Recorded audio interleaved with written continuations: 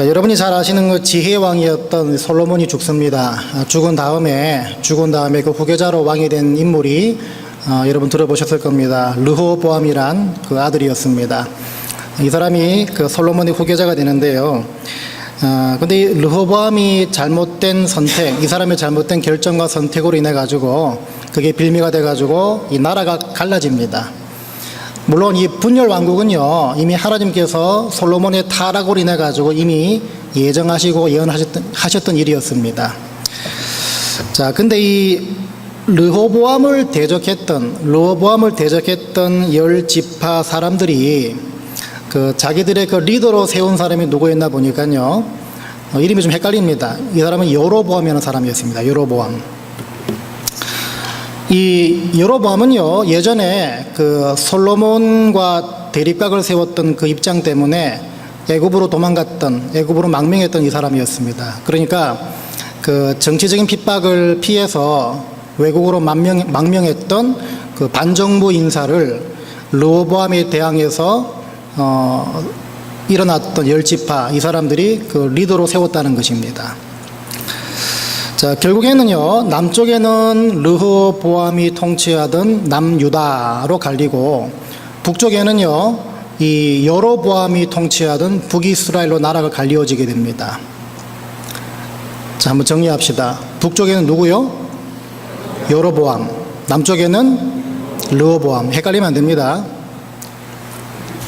근데 여러분 그 생각해 보십시오. 나라가 두 개로 갈렸다 그래도 그 아무래도 그 정통성, 이스라엘의 정통성은 어디에 있겠습니까? 예루살렘이 위치해 있던 남유다 쪽에 그 정통성이 있었습니다. 그 우리나라 외 신학교를 봐도요, 그 평양신학교가 원래 그 정통성이 있지 않습니까? 근데 이제 그 남과 북이 갈리면서 그 정통성이 이제 그 장로회 신학교로 이렇게 넘어온다 그렇게 말을 하는데, 원래 정통성 평양 있지 않습니까? 마찬가지로 아무리 나라가 두 개로 갈리워졌다 하더라도 그 이스라엘의 정통성은요, 예루살렘의 성전이 있는 그 남유다 쪽에 있었다, 이렇게 볼 수가 있습니다. 자, 그러다 보니까 북쪽을 지배하고 있던 누구요? 예, 이렇게 되지 않습니까? 어쨌든 북쪽을 지배하고 있던 여로보암에게 큰 문제가 생겼습니다. 그 문제가 뭐겠습니까? 절기 때마다 자신이 다스리고 있던 열 지파 사람들이 그래도 제사는 저 예루살렘 성전에 가서 지내야 되지 않겠냐, 그래가지고 다 남유다로 다 몰려 내려갑니다. 그쪽으로 더 내려가다 보니까요, 이 여로보암이 굉장히 불안해집니다. 어떤 불안함이겠습니까?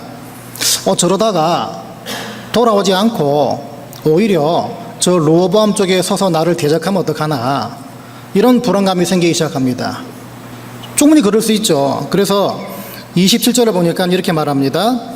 만일 이 백성이 예루살렘에 있는 여호와의 전에 제사를 드리고자 하여 올라가면 이 백성의 마음이 유다 왕 된 그 주 르호보암에게로 돌아가서 나를 죽이고 유다 왕 르호보암에게로 돌아가리로다 하고, 이렇게 불안해합니다.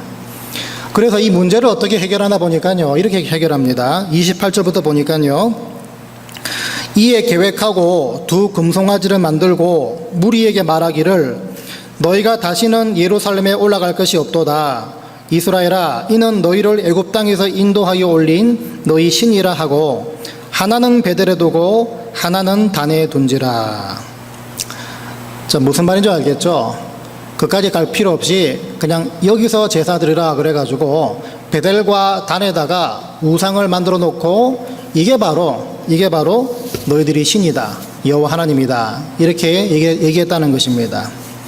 근데요, 여기서 그치지 않고요, 31절을 보시면요, 저가 또 산당들을 짓고 레위 자손 아닌 보통 백성으로 제사장을 삼았다, 이렇게 정책을 펼쳐나갑니다. 여기서 산당을 짓는다는 것은요, 쉽게 말하면 그 이방인 제사 문화를 그대로 따라가겠다는 말과 똑같습니다.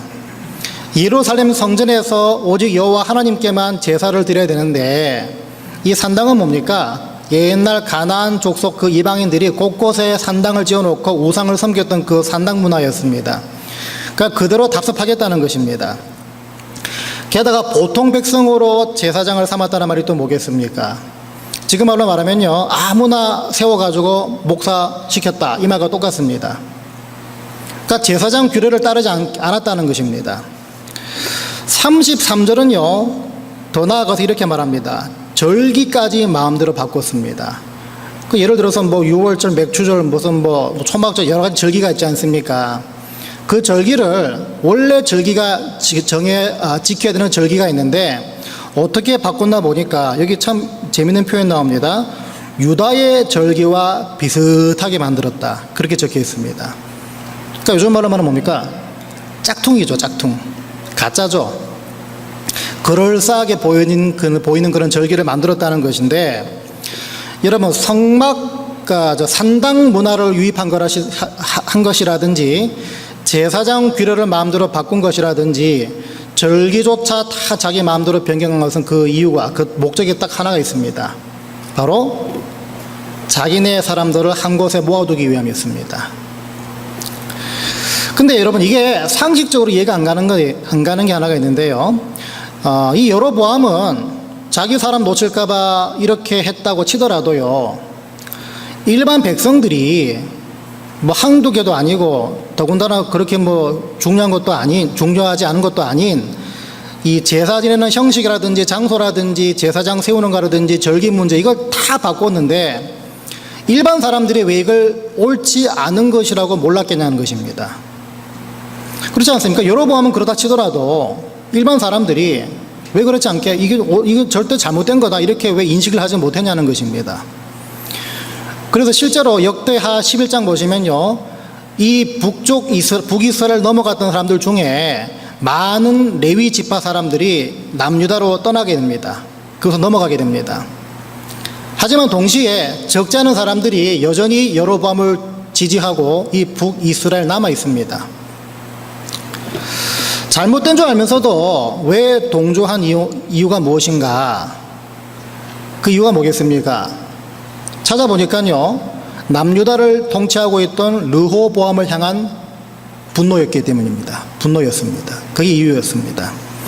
무슨 말인가 하면요, 여러분 4절을 보니까 나라가 갈라지기 바로 직전에 10지파 사람들이 르호보암에게 찾아가서 상소를 합니다.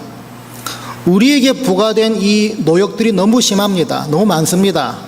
이러다 우리 죽습니다. 제발 좀 이 노역들을 좀 덜어주십시오라고 상소를 올립니다.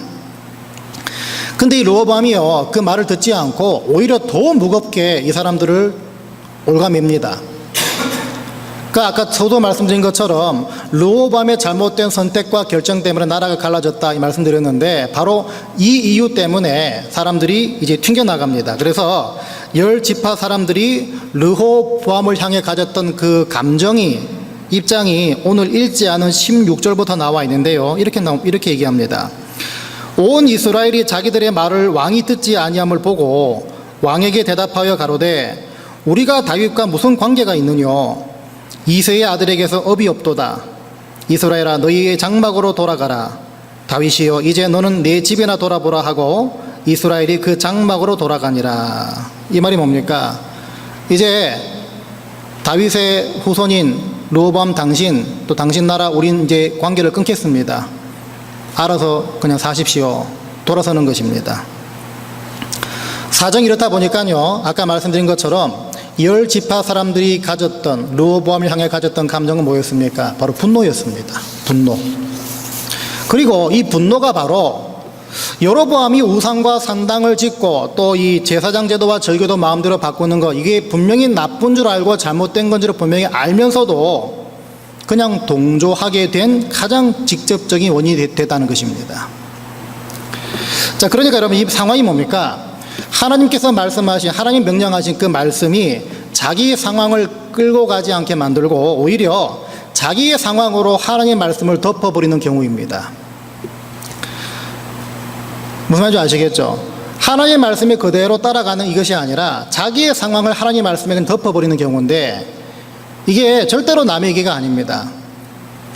무슨 말인가 하면요, 여러분 그렇게 믿음 좋고 그렇게 신앙생활 잘 하는 것 같다가도 오늘 이 여로보암처럼 자기 어떤 손익 관계가 걸려있는 문제를 만나거나 이 10지파 사람처럼 자기를 분노케 만드는 어떤 상황을 맞닥뜨리게 되면 그때는 어떻습니까? 예수 믿고 뭐고 다 필요 없는 분들이 계실 수 있습니다. 종종 있습니다. 그러면 이 북쪽의 10지파 사람들처럼 뭐가 잘못된 것이고 뭐가 하나님 마음 아프게 만드는 것인지 뻔히 알면서도 버젓이 죄를 대놓고 짓는 분들이 종종 계십니다. 그러니까 죄를 합리화시키는 구실을 찾고요, 어떻게 보면 그럴싸한 명분을 찾는 그런 작업들이 시작되는 그런 삶을 사는 분들이 계실 수 있다는 것입니다. 언제요? 여기 이것처럼 그렇게 믿음 좋고 신앙 좋다가도 자기 손익관계가 걸려있고 자기를 분노케 만드는 일을 만나게 되면 그렇게 변하는 사람도 있다는 것입니다. 이런 삶이 결국에 하나님 앞에서 어떤 평가를 받나 보니까 30절을 보니까요, 분명히 말합니다. 하나님 앞에서 죄가 됐다라고 설명하고 있습니다. 하나님 앞에서 죄가 됐다. 그래서 오늘 저와 여러분들이 주목해야 될 말씀 하나가 있는데요, 여러분 33절을 보시면 33절에 이 모든 상황 때문에 여로보암이 펼쳤던 여러 가지 정책들 어떻게 나와 있습니까? 33절에 이렇게 시작합니다. 그가 자기 마음대로 정한 달.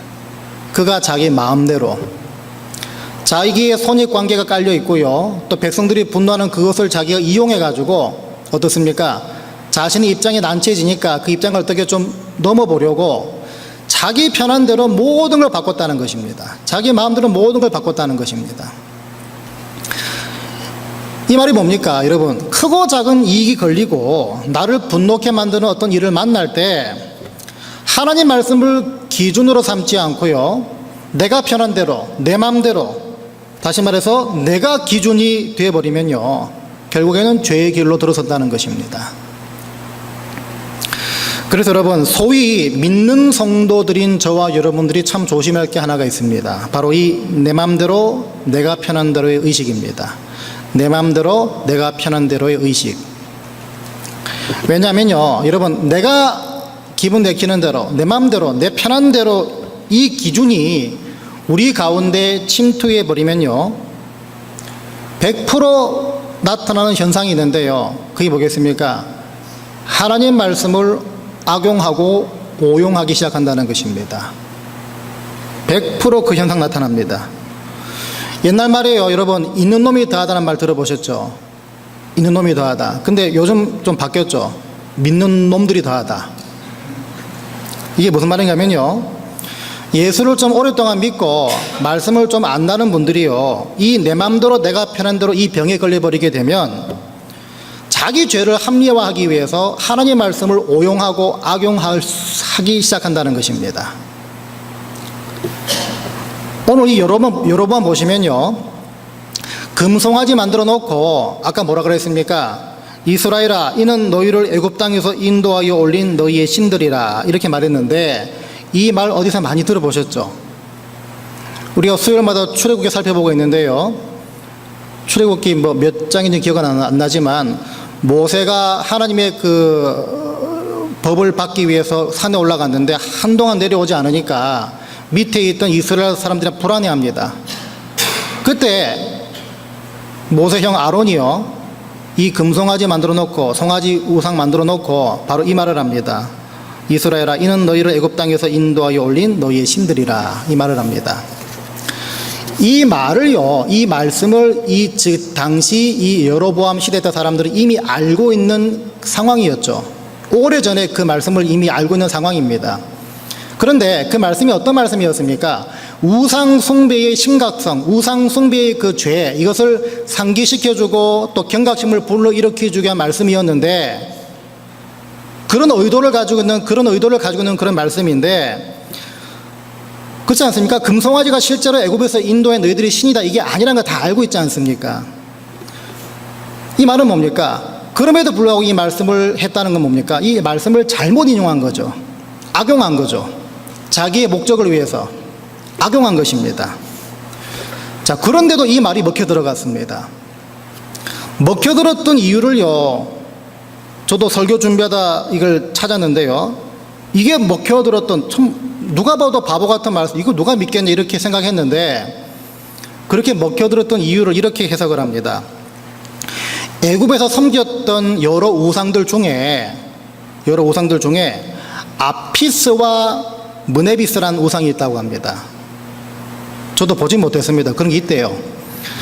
아피스와 므네비스라는 우상들이 있는데 그 우상들이 어떤 모양이냐면요, 여기 나온 것처럼 그대로 그 황소, 송아지 모양이었습니다. 소 모양이었는데 중요한 것은 그 송아지 위에 날개가 달려있다 그럽니다.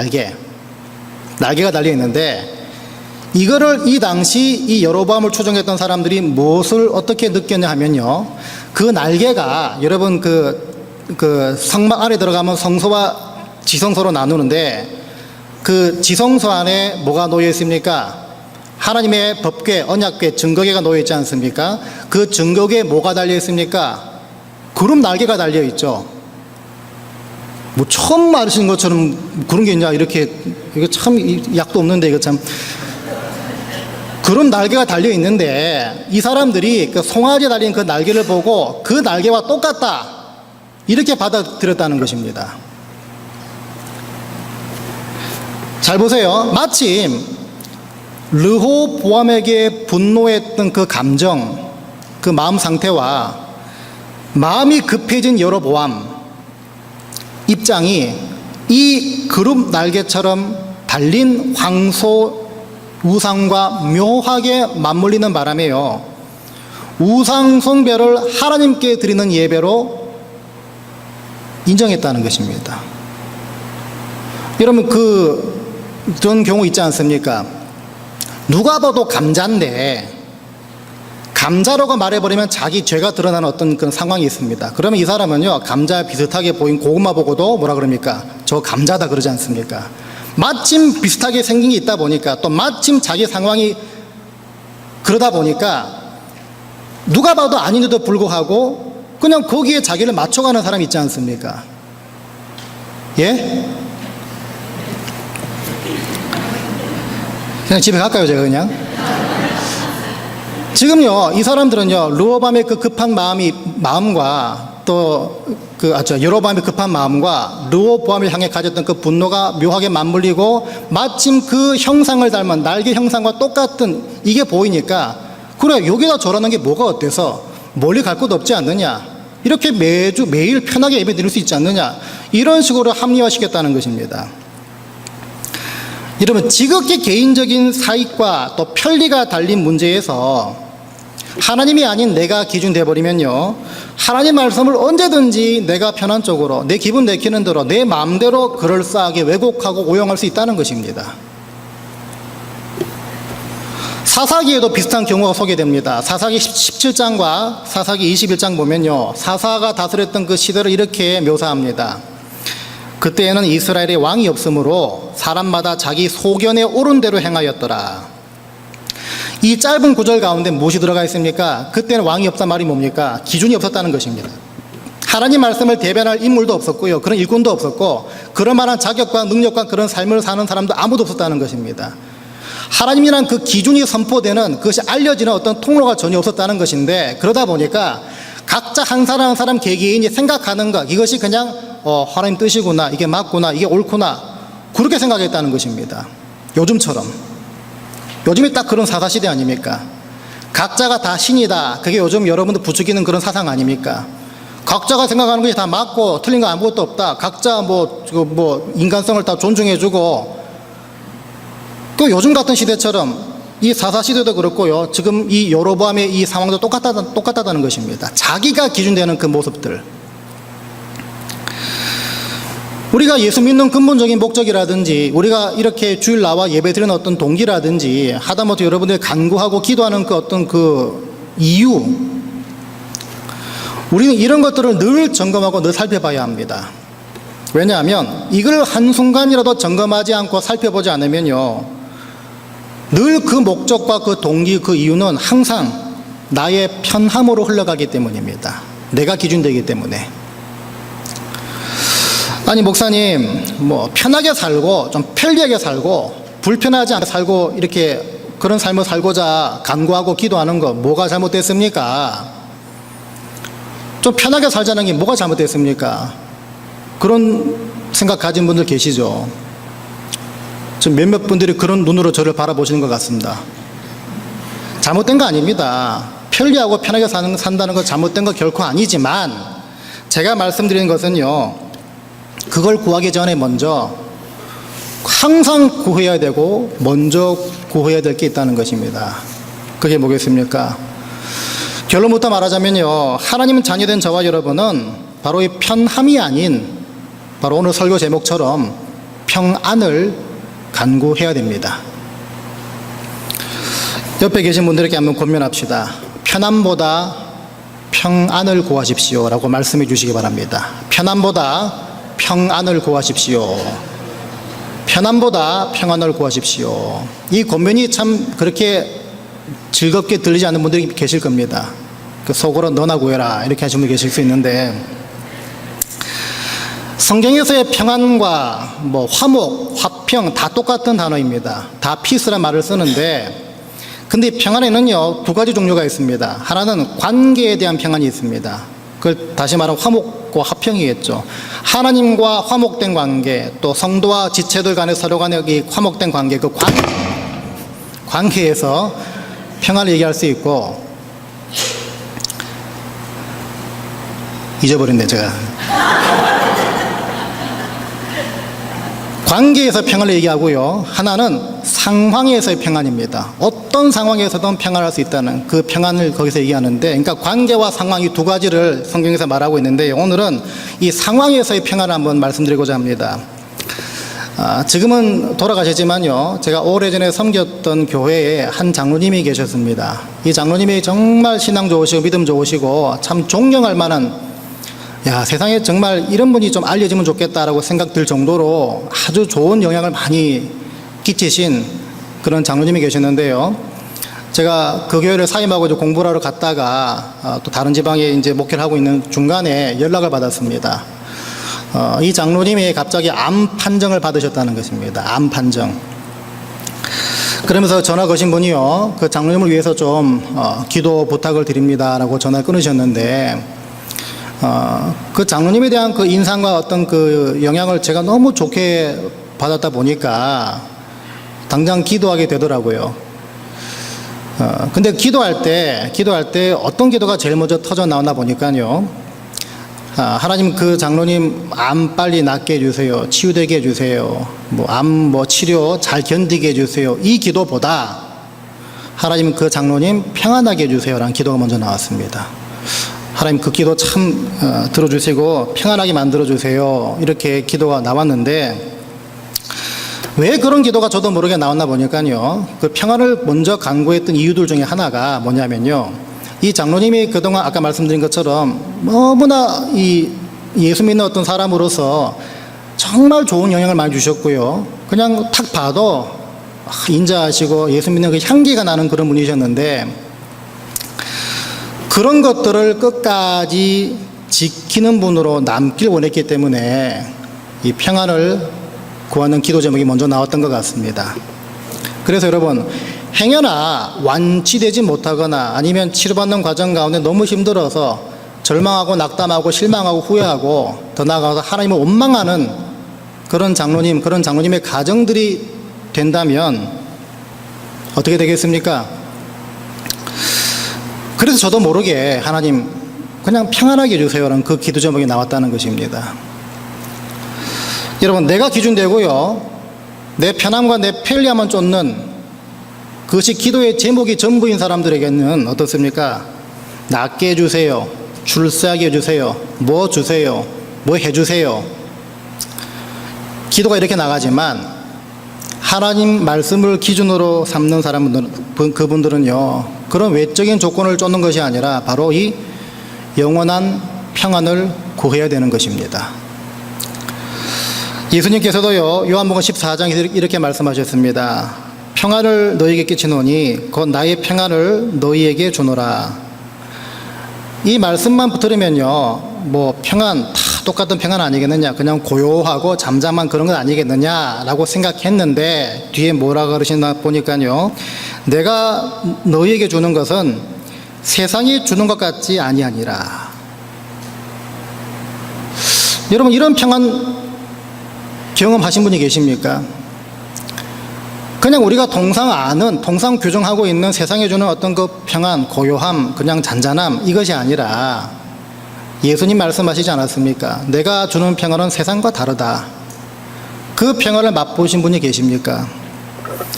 너희는 마음의 근심도 말고 두려워하지도 말라. 여러분, 이걸 가만히 뜯어보면요, 세상에 주는 편함과 세상에 주는 어떤 편리함, 이거는요, 상황이 변해야 얻을 수 있는 것입니다. 그렇지 않습니까? 여러분들을 불편하게 만드는 상황이 변해야 그제서야 얻어질 수 있는 것이 세상이 말하는 편함과 평안입니다. 그러니까 지극히 자기 중심적이고 조건적이고 제한적이란 말이겠죠. 상황이 변해야 되니까.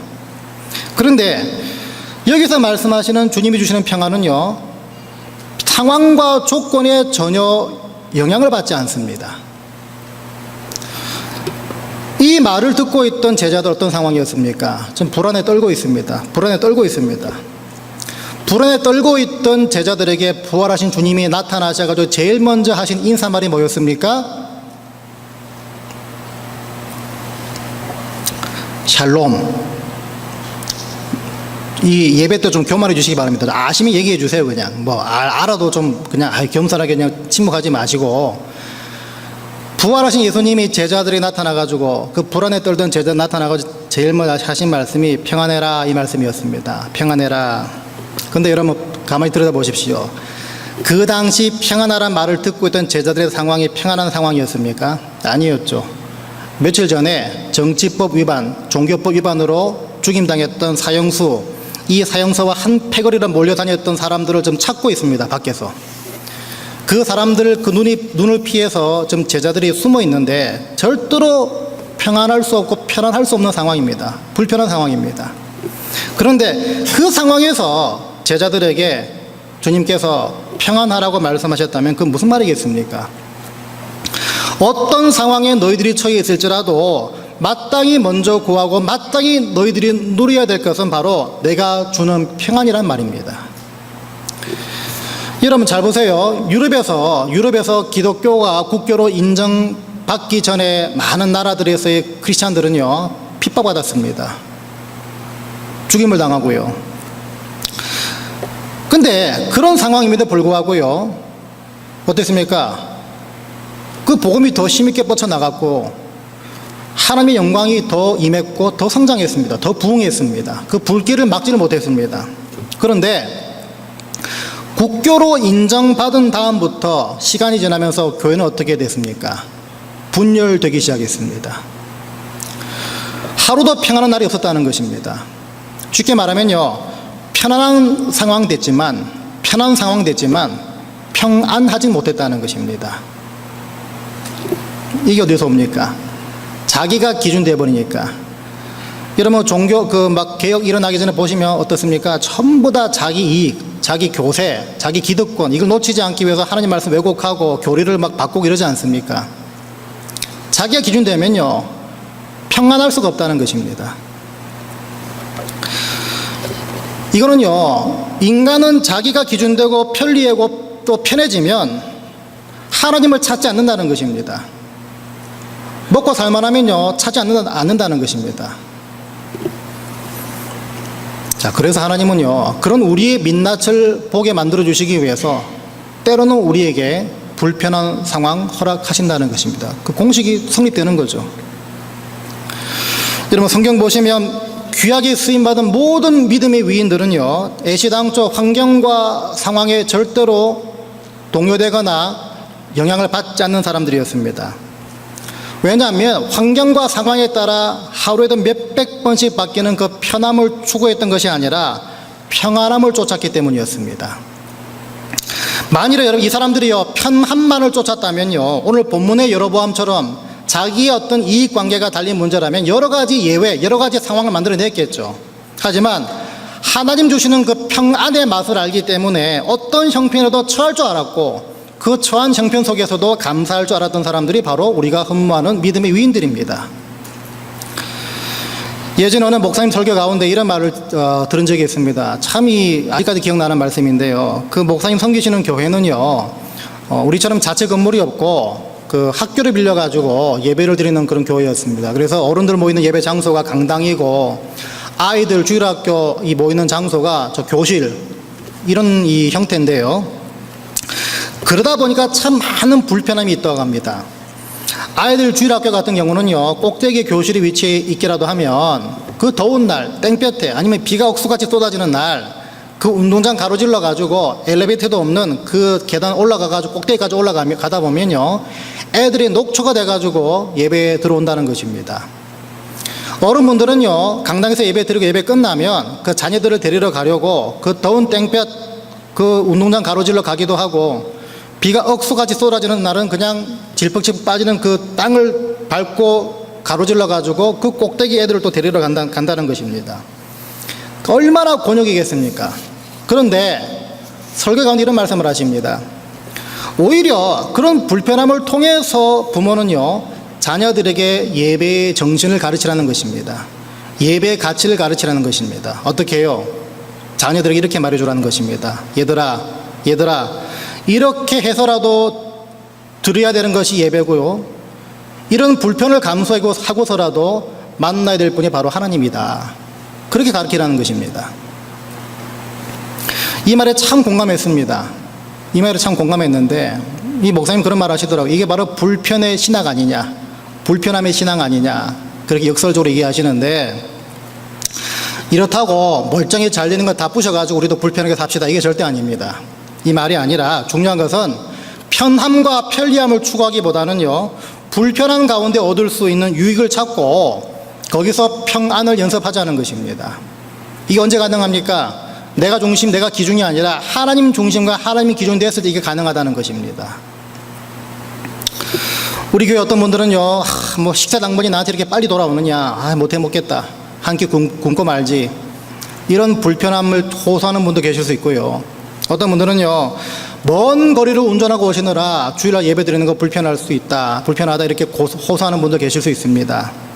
어떤 분들은요, 건물이 낡아가지고 불편하다, 고칠 거 투성이고, 우리 관리부 장로님 참 제가 죄송합니다. 이게 뭐 고칠 거 투성이라 가지고 하여튼 우리 장로님 뭐 매주 땀 흘리시더라고요, 보니까. 이렇게 해서 불편할 수도 있습니다. 여러분, 이 더운 날에 이 에어컨 한번 꺼진다고 생각해 보십시오. 이 자리 가운데 참 죄송하지만 다음 주부터 교회 안 나온다, 이런 분도 계실 수 있습니다. 하지만 그럼에도 불구하고 드려야 되는 것이 바로 예배고요, 그 가운데 만나야 되는 분이 바로 하나님이십니다. 여러분, 주님께서 주시는 평안은요, 바로 이 모습을, 이런 것을 통해서 연습할 수가 있는 것입니다. 가정도 마찬가지입니다. 편함만 쫓고 편리함만 추구하다 보면요, 그러다 예기치 못한 어떤 삶을 만나게 되면 어떻게 됩니까? 상처가 생깁니다. 낙담합니다. 쉽게 절망합니다. 더 나아가서 하나님 원망하게 됩니다. 하지만 평소에 평안을 쫓는 인생이었다면요, 그 사람은 어떤 상황에도 흔들리지 않게 됩니다. 말씀 마치기 전에 제가 성경 말씀 하나 나누고 마치겠습니다. 빌립보서 4장 6절 7절 말씀인데요, 여러분 많이 들어보시고 많이 좋아하시는 말씀입니다. 아무것도 염려하지 말고 다만 모든 일에 기도와 간구로 너희 구할 것을 감사함으로 하나님께 아뢰라. 그리하면 모든 지각이 뛰어난 하나님의 평강이 그리스도 예수 안에서 너희 마음과 생각을 지키시리라. 우리가 참 좋아하는 말씀 아닙니까?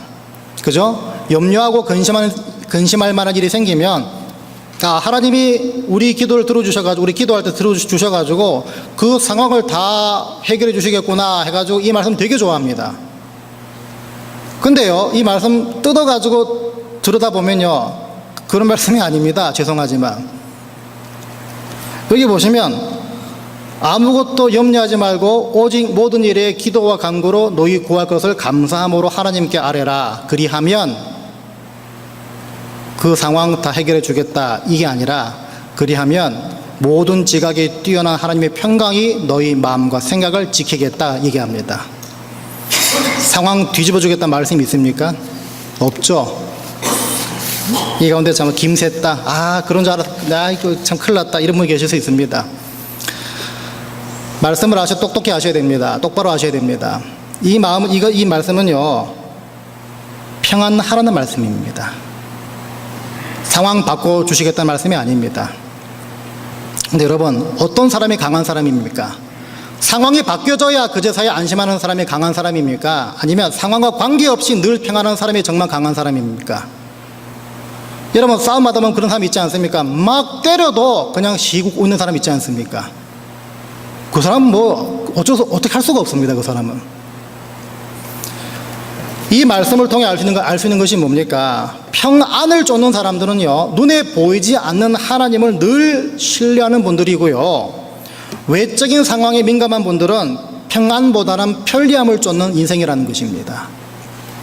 다시 말해서 어떤 상황 속에서도 평안할 수 있는 능력은요, 절대적으로 하나님과 평소에 화목한 관계, 화평한 교제를 누리는 사람이 절대적으로 누릴 수 있다는 것입니다. 세상 눈으로 보면요, 예수 믿는 것 정말 불편합니다. 그렇지 않습니까, 여러분? 여러분, 예수 안 믿으면 이 주일날 늦잠 실컷 잘 수 있습니다. 예수 안 믿으면요, 하나님 말씀 등지고 누가 쏘아붙이면 그냥 2배, 3배로 쏘아붙이면 됩니다. 근데 그러지 말라고 하니까 얼마나 불편합니까? 예수 안 믿으면요, 불편하게 나올 필요 없이 그냥 가족끼리 여행 가시면 됩니다. 주일날에. 그런데 여러분, 예배를 자꾸 뒤로 미루게 되고 그러면 편할 줄 알았는데, 예수 안 믿으면 편할 줄 알았는데 나중에는요, 돌이킬 수 없는 사람 됩니다. 언제요? 주님 다시 오실 때.